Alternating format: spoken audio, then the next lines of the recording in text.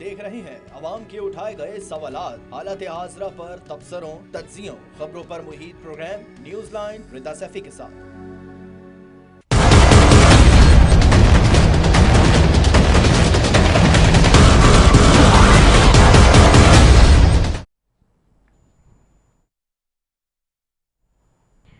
अस्सलाम वालेकुम, मैं हूँ रिदा सैफी। नाजरीन, एक तरफ तो सहाफ़ी अरशद शरीफ शहीद के जस्ते खाकी पाकिस्तान आ गई है और उसके बाद जो है इस वक्त बहुत सारी चीज़ें जो कि उनकी जो शहादत हुई है उससे रिलेटेड सामने आ रही हैं वन बाय वन। उसके बाद उसमें चेंजेस भी आ रही हैं। आज कीनिया की पुलिस ने और कीनिया की हुकूमत ने अपना मौक़िफ़ राउंड द वे, बिल्कुल अगर इसे कहें 360 डिग्री चेंज कर दिया है। अब उनको जो है वो कहा जा रहा है कि जी वो स्मगलिंग में इन्वॉल्व थे, वो उनकी गाड़ी की तरफ से पहले फायरिंग हुई, उसके बाद जी रिटर्न में यहाँ से फायरिंग की गई। इस तरह की चेंजेस काफ़ी सारी अब कीनिया से मौसूल हो रही हैं। तो दूसरी तरफ जी लॉन्ग मार्च के हवाले से आज खान साहब अगैन बड़े वोकल नज़र आए। सियालकोट में भी जी जलसा किया है और बहुत ही वाइब्रेंट जलसा किया है और लॉन्ग मार्च के लिए भरपूर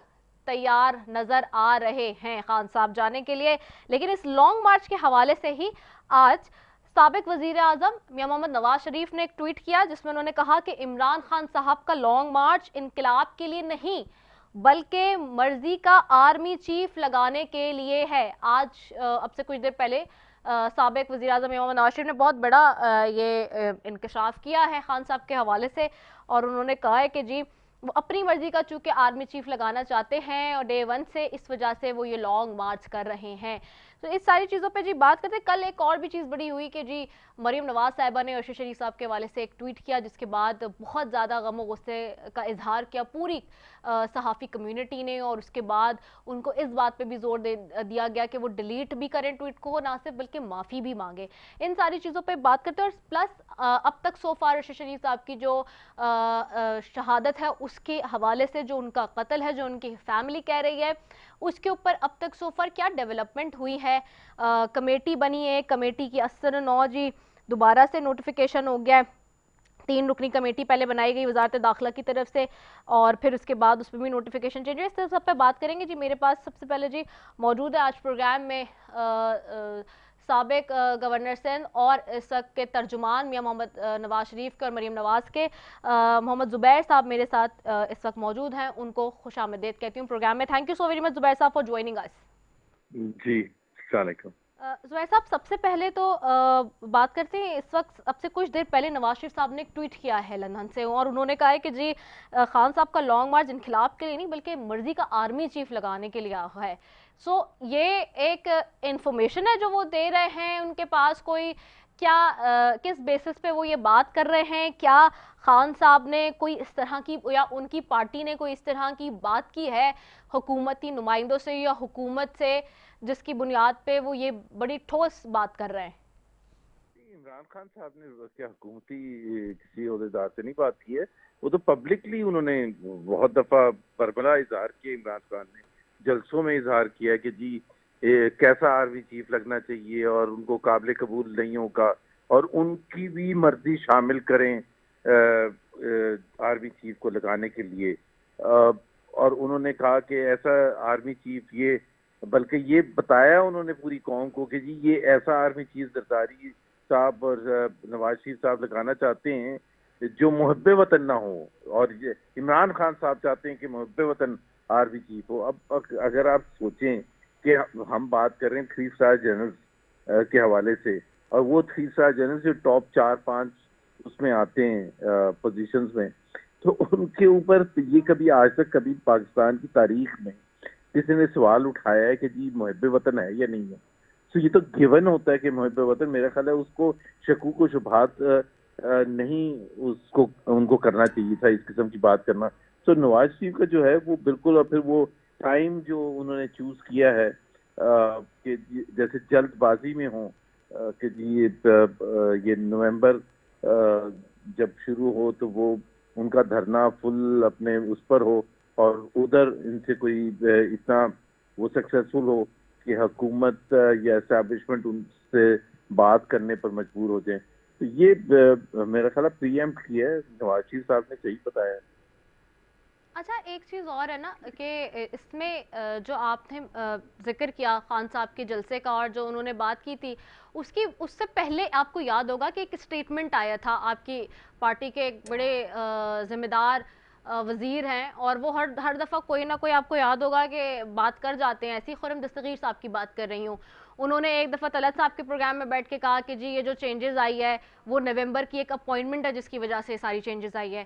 وہ یہ میں نہیں کہہ رہی، انہوں نے کہا، آپ نے خود بھی سنا ہوگا. پھر اس کے بعد انہوں نے یہ کہا ہے کہ جی وزیر اعظم صاحب جو ہیں وہ نواز شریف صاحب کی مرضی سے اور ان کی مشاورت کے ساتھ لگائیں گے آرمی چیف. جب یہ اپوائنٹمنٹ کی بات ہوئی جس کے اوپر پھر ریاکشن یہ خان صاحب نے دیا اپنے جلسوں میں جو آپ بات کر رہے ہیں، تو یہ باتیں تو انہوں نے کی آپ کی پارٹی کی طرف سے آئیں اور خرم دستگیر صاحب کی طرف سے یہ باتیں آئیں جس کے رزلٹ میں انہوں نے یہ باتیں کی. تو اب کیا واقعی ایسا ہے؟ اور نواز شریف صاحب بات کر رہے ہیں، چونکہ دیکھیں ٹیکنیکلی اگر دیکھا جائے تو یہ تو وزیر اعظم کا رائٹ ہے نا کہ انہوں نے لگانا ہے یا جو بھی اس اپوائنٹمنٹ پہ. نواز شریف صاحب بار بار بات کرتے ہیں، دو کہ وہ آپ کے قائد ہیں، ساری چیزیں ہیں، لیکن آئینی اور قانونی پیراہم میں تو ان کا کوئی اس سارے سیناریوں میں، ساری ٹرانزیکشن میں کوئی عمل نظر نہیں ہونا چاہیے. دیکھیں جو بھی اپوائنٹمنٹ ہوتی ہے انکلوڈنگ آرمی چیف، بالکل آپ نے صحیح کہا کہ وہ پرائم منسٹر کا پریروگیٹو ہوتا ہے اور ان کا رائٹ ہے وہ جس کو بھی سلیکٹ کرنا چاہیں. لیکن مشورہ تو وہ کسی سے بھی کر سکتے ہیں نا. مشورہ تو ان کو کوئی نہ آئین روکتا ہے نہ کوئی اور قانون روکتا ہے کہ جی وہ مشورہ نہیں کر سکتے کسی سے. ہمیشہ مشورہ ہوتا ہے. چاہے آپ نے ایف بی آئی کا چیئرمین بھی لگانا ہے تو اس میں بھی وہ مشورہ کر سکتے ہیں، 10 لوگوں سے کرنا چاہیں، 5 لوگوں سے کرنا چاہیں. تو یہ آرمی چیف کی اپوائنٹمنٹ پر بھی یہی پوائنٹ آف ویو تھا کہ وہ مشورہ، ظاہر ہے فائنل تو ڈیسیجن پرائم منسٹر کا ہی ہوگا، لیکن وہ مشورہ سے تو کوئی بھی نہیں روک سکتا ان کو. اور دوسرا جو خرم دستگیر صاحب نے کہا تھا کہ وہ اس لیے ووٹ آف نو کانفیڈنس لے کے آئے تھے اپریل میں کیونکہ تعیناتی ہونی تھی نومبر میں، وہ میرا خیال ہے ہماری حکومت کے سینئر لوگوں نے اس کو میرا خیال ہے ڈیفائن کر دیا تھا کہ وہ ان کا اپنا پرسنل ویو ہے خرم دستگیر کا، یہ پارٹی کا موقف نہیں ہے. اچھا ایک چیز اور بتائیے گا زبیر صاحب. چلے ایک تو یہ معاملہ ہے جس کے اوپر آج خیر پھر اگین نواز شریف صاحب نے پوائنٹ آؤٹ کر دیا، یہ اٹھا دیا معاملہ، اور یہ چلتا ہی رہے گا as per the political scenario ہمارے ملک میں جو چل رہا ہے کہ نومبر تک جب تک اپوائنٹمنٹ نہیں ہو جاتی تو اس کے اوپر بار بار بات ہوتی رہے گی. آج نواز شریف صاحب نے اٹھا دیا، پھر خان صاحب اٹھاتے رہتے ہیں جلسوں میں. ایک چیز اور بڑی امپورٹنٹ ہے وہ یہ کہ اب چونکہ لانگ مارچ سٹارٹ ہو رہا ہے تو لانگ مارچ کو کس طرح سے حکومت ہینڈل کرنے والی ہے. پلس ایک چیز بہت امپورٹنٹ ہے، اب جیسے آپ نے دیکھا ہے ابھی ارشد شریف صاحب کی جو ڈیتھ کہوں میں اسے شہادت کہوں، جو سارا یہ اس وقت کریٹ ہوا ہے اس کے بعد میس، تو یہ اس کا بھی امپیکٹ کیا لانگ مارچ پہ آپ دیکھ رہے ہیں کہ اس طرح سے آئے گا؟ کیونکہ یہ ہم حکومتی حلقوں سے سن رہے تھے کہ جی اب خان صاحب کا چونکہ جو لانگ مارچ ہے اس میں وہ دم نہیں رہا، ان کی اس پہ وہ بات نہیں رہی. لیکن اب ایک ہم دیکھ رہے ہیں اس واقعے کے بعد، اس انسیڈنٹ کے بعد ایک چارج آ گیا ہے پورے قوم کے اندر، اور وہ آپ نے خود بھی نوٹس کیا ہوگا. خاص طور پہ صحافتی حلقوں میں تو بہت ہی غم و غصہ پایا جاتا ہے. تو اس ساری سینیریو کے اوپر کیا اب جو لانگ مارچ ہوگا اس کو کس طرح سے آپ لوگ ہینڈل کریں گے؟ کیونکہ دیکھیں نا ابھی تینوں صوبوں سے لوگ آ کے بیٹھ جائیں اپنے اپنے بارڈرز پہ، کے پی سے، لاہور سے اور اسلام آباد کو آ کے پیک کر دیں، تو پھر کیسے حکومت اس سے جو ہے وہ ڈیل کرے گی؟ اور ماضی میں بھی چونکہ ہم دیکھ چکے ہیں کہ اس طرح کے لانگ مارچ بہت ڈیمیجیبل رہے ہیں، کیسے ہوگا؟ جی دیکھیں لانگ مارچ اور یہ ارشد شریف کا جو انفارچونیٹ جو ان کی شہادت ہے وہ دونوں ریلیٹڈ نہیں ہے. ظاہر سی بات ہے، یہ تو کسی نے وقت کا تعین نہیں کیا تھا. جس نے بھی جو بھی اس کے پیچھے ہے ارشد شریف کی جو شہادت ہوئی ہے.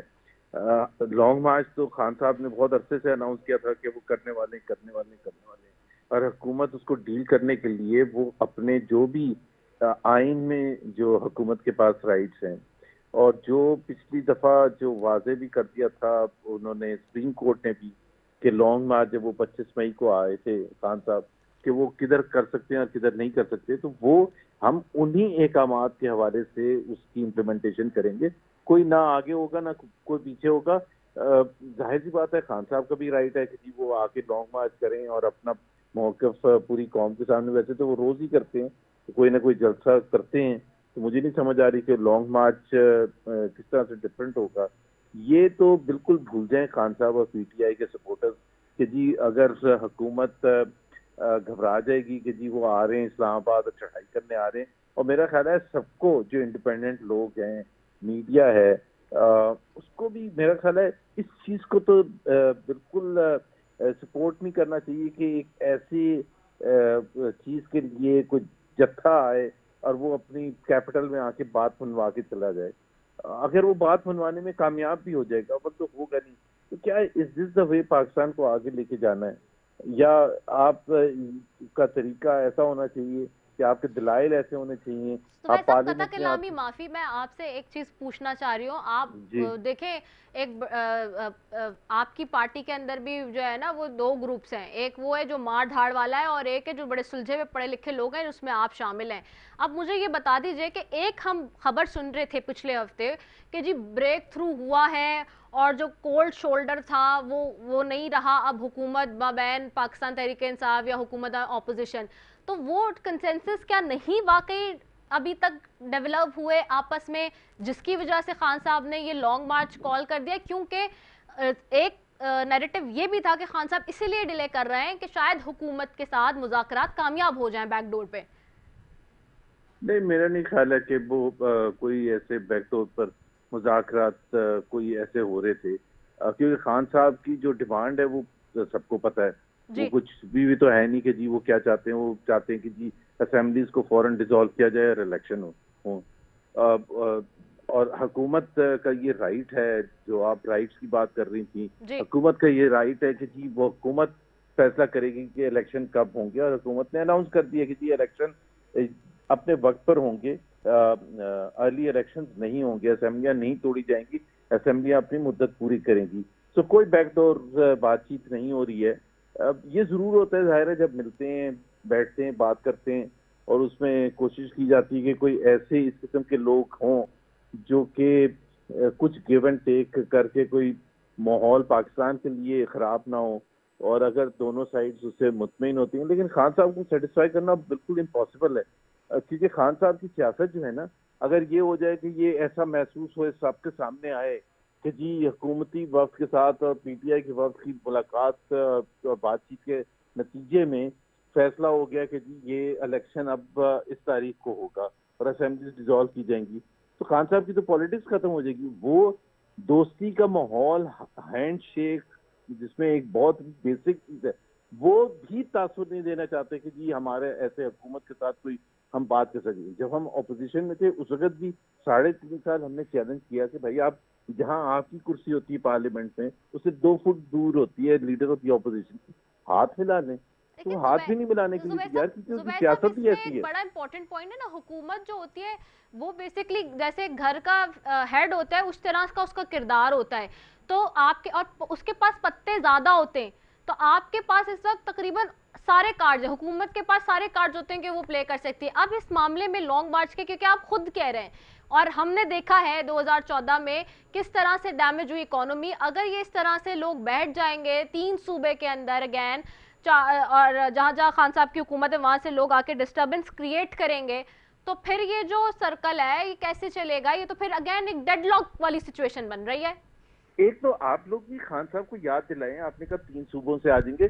خان صاحب کو یہ پتہ ہونا چاہیے کہ ان کی ایک رسپانسبلٹی ہے پاکستانی قوم کے لیے, اور وہ ہے پنجاب کے عوام کے حوالے سے, جس میں 12 کروڑ عوام کو ریپرزینٹ کرتی ہے ادھر حکومت پی ٹی آئی کی, کہ ادھر انہوں نے ڈیلیوری کرنی ہے یا نہیں کرنی ہے, یا صرف یہی کھیل کرنا ہے کہ وہاں جائے, یہاں جلسہ کر لیا, وہاں جلسہ کر لیا, ان کا ہیلی کاپٹر استعمال کر لیا چیف منسٹر کا ایک جگہ سے دوسری جگہ جانے کے لیے. مطلب بیسکلی ان کی رسپانسبلٹیز بھی ہیں کہ عوام کی خدمت کریں, چاہے وہ کے پی ہے چاہے پنجاب ہے, وہ تو وہ بھول چکے ہیں, یا آزاد کشمیر ہے یا گلگت بلتستان ہے. لیکن آپ نے کہا ہمارے پاس کارڈ ہیں, بالکل ہم, یہ کوئی حکومت کی رسپانسبلٹی زیادہ ہوتی ہے. جی بالکل. عمران خان کی سیاست ہے ہی اس پر کہ لڑائی جھگڑا مار کٹائی ہوتی رہے تو اس میں ان کی سیاست چمکتی ہے. ان کی سیاست تو بات چیت والی سیاست ہے ہی نہیں. وہ تو یہ ماحول, کیونکہ اس کے بعد ان کے پاس کچھ بچتا ہی نہیں. اگر وہ نارمل طریقے سے اگر وہ یہ انگلی اٹھا کے اس طرح کا ماحول نہ کریٹ کریں کہ باقی سارے چور ہیں, ڈاکو ہیں, ملک دشمن ہیں, اور اب تو اسلام دشمن بھی ہیں, کیونکہ اسلام کا بھی سب سے زیادہ ان کو پتہ ہے, تو یہ تو مطلب ہو ہی نہیں سکتا نا.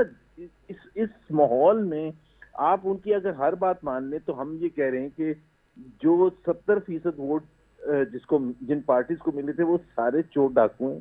وہ اسلام کے دائرے سے بھی باہر ہیں, کیونکہ وہ کہتے ہیں کہ ریپرزینٹ کرتے ہیں یزیدی فورسز کو, اور میں ریپرزینٹ کرتا ہوں حسین کی فورسز کو. بھائی آپ کو کس نے یہ رائٹ دیا ہے؟ اچھا زبیر صاحب, بڑی ذمہ داری کے ساتھ یہ بتا دیجئے کہ تو حکومت کی طرف سے بھی اور پاکستان اپوزیشن کہہ رہی ہوں میں, چلیں پاکستان تحریک انصاف کہہ لیں پرٹیکولرلی, کی طرف سے کسی نے ابھی تک یعنی کہ انیشیٹ کیا ہی نہیں اس معاملے پہ کہ جی یہ جو برف ہے وہ پگھل جائے یا کوئی کنسنسس ڈیولپ ہو جائے؟ نہیں, بہت کوشش کی گئی ہے. جب دیکھیں نا کوشش کیا ہوتی ہے, کوشش تو یہی ہوتی ہے کہ آپ ایسا ماحول حکومت کریٹ کرے جس میں آپ بات چیت بھی کر سکیں. بات چیت کا بیسٹ طریقہ یہ ہے کہ جی وہ پارلیمنٹ میں ہے, پارلیمنٹ میں آ کے آپ اپنا جو پوائنٹ آف ویو ہے اس کو ریپرزینٹ کریں. ابھی جب آپ پارلیمنٹری سسٹم کی دھجیاں اڑا دیں گے کہ آپ جن حلقوں کو ریپرزینٹ کرتے ہیں ان حلقوں میں ان کو ریپرزینٹ کرنے کے لیے پارلیمنٹ میں آنے کے لیے تیار نہیں ہے, تو کس طرح سے بات چیت ہو سکتی ہے؟ کیونکہ میرے پاس تو مصدق ذرائع سے یہ آخری اطلاعات تھیں کہ جی خان صاحب بیٹھنے کے لیے تیار تھے پارلیمنٹ کے اندر اگر آپ لوگ الیکشن کی ڈیٹ دے دیتے. وہ خان صاحب ہو ہی نہیں سکتے جو ڈیٹ دے دیں, تاکہ وہ اس کے بعد سب سے زیادہ چھلانگیں ماریں گے. دیکھو ہم نے کیسے ہرایا ان کو. خان صاحب ایک دفعہ اگر وہ ڈیٹ دے دی نا ہم نے, مثال کے طور پر ارلی ڈیٹ, اسی کو سب سے زیادہ وہ کیپٹلائز کریں گے کہ میں نے کیسے ڈرایا دھمکایا ان کو کہ انہوں نے اب ڈر کے ڈیٹ دے دی ہے. اچھا اب چلے, میں بس اب آپ سے لاسٹلی معاملے پہ بات کروں گی, ارشد شریف صاحب کے معاملے پہ ہی.